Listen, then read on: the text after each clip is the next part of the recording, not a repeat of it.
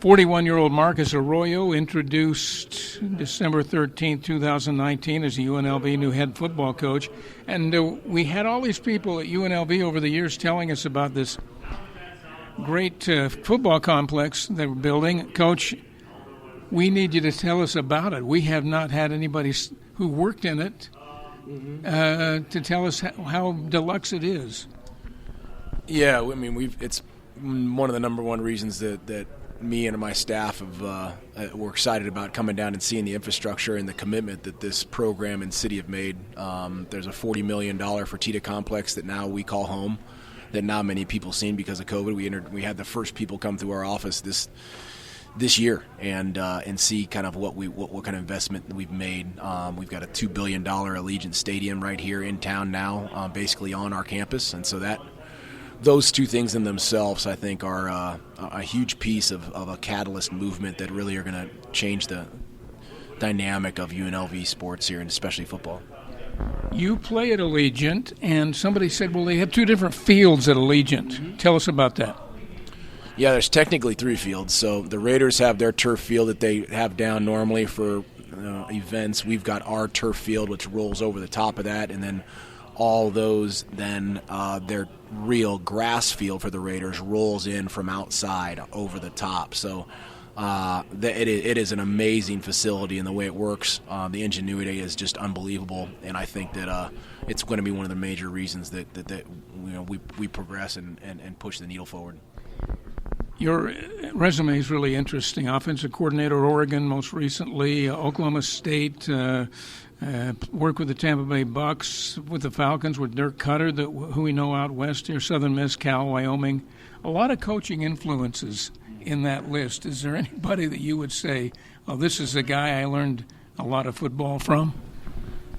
No, I mean, all those guys. I can tell you, we could go on for days on everything I learned from those guys. I mean, the Jeff Tedfords of the world, the Dirk Cutters, the Dick Tomeys, the Dave Kirshensons, the Dave Baldwin's, I can go through the Todd Munkins, the Mike Gundys, me and Mario at Oregon. I mean, I've been really fortunate to be around so many guys, and that's only the places that you got internships in New England and places you visit and the Rams and just conversations over years of football is all I've done, and so I've taken something from everybody, and I've been really fortunate to have created some opportunities and friendships that have allowed me to ask a lot of questions and listen to some of the ways that I think that have let me mature in my way.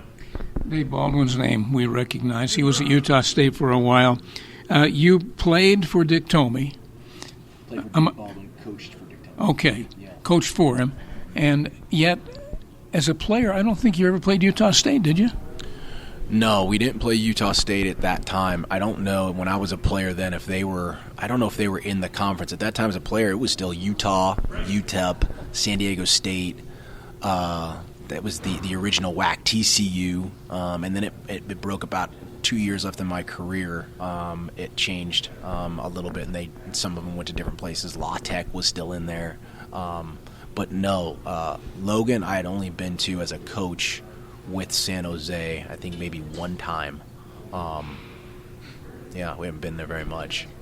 Last season, all that happened, pandemic, was that good for anything for you in this first year? You know, it was tough because you prepare your whole life and your career to be ready for this job, and you get everything organized and set, and then that goes out the window, and you got to really fall to your foundation, and that's where I think what was good is you got a chance to find out what you're all about in a landscape that's all brand new, and you got to find out what you really know about people, about organization, about roster, about recruiting, and really do it in a way that's not done, and everyone's trying to figure it out. You call all your mentors, and they're trying to figure it out on their own. So there's no page for it, and I think that we found out a lot about ourselves. We got to really dive into some things that I think are important, and I think there are a lot of human-related elements, mental health, social responsibility, and I think those would be really big. Those are going to pay dividends for our team, and I think that pay dividends for our culture. A lot of rating services are very complimentary of your recruiting class. A lot of them say, second, third, first in the conference? I assume you know more about it than what the services say, but it sounds like you should be pleased. Yeah, we're especially pleased because we've been recruiting and we've never been out on the road yet.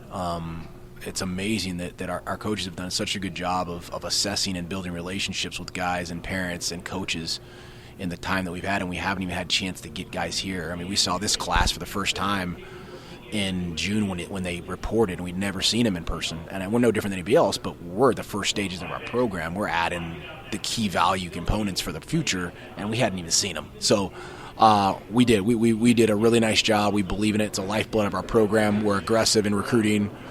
We got a formula we like, and I think that we disbarred a lot of the myths that you couldn't recruit to Las Vegas quality kids, and we did that.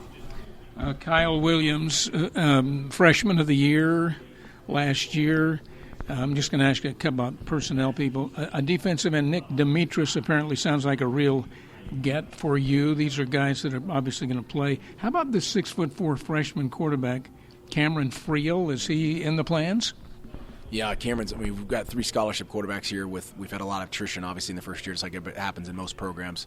Cameron got here as an early enrollee freshman, and he's got a mature body, is mature. He's got some really good traits. Size and growth potential are really good, and then he got a lot of reps, in spring and in summer. So I'm excited to see him, as well as Doug and Justin, who are in the program right now, who are all young. We're a youthful team, and that's okay. We're excited about that. Played 18 true freshmen last year, 19 true freshmen, like 9 walk-ons, and so I'm excited for our brand of football to get a chance to continue to progress in camp. What about spring football as far as making your defense better? Did you make some strides there? Yeah, we've got an opportunity there too to finally install the defense and get Coach Hanson's defense to do it in a proper progression, and we did some tailoring to immediate impact guys, and through the transfer portal we felt could add value to us in depth, specifically in the front. And so they made strides. We do think a lot about how we can help each other.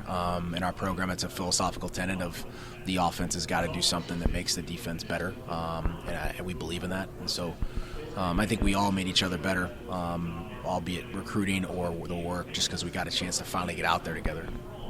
Do you have any kind of coaching history against Blake Anderson? I don't. I've known Blake's name for a really long time. It's a small circle, obviously, but I don't think me and Blake have ever crossed paths. Not that I can remember. Tell us briefly about the 2 players you've got here, Charles Williams and Jacoby Windman. Yeah, both big leaders for us. Charles being a senior who came back, who's got a bright future, academic, All-American, just got that accolade, first time in school history, which is really special. But a good all-purpose back, all down, had a ton of experience and has finally been in an off-season with us. And then Jacoby did a really nice job in just the small sample size we had of him working with us, and we moved him to a second-level player because of his ability to play and I think fit to what we want to do and be more flexible and multiple and utilizing his skill set. Coach, good to have you in the league. We're going to see you October 16th right here in Las Vegas, right in the middle of the conference season. Perfect. Look forward to it. Thanks, Coach. Marcus Arroyo.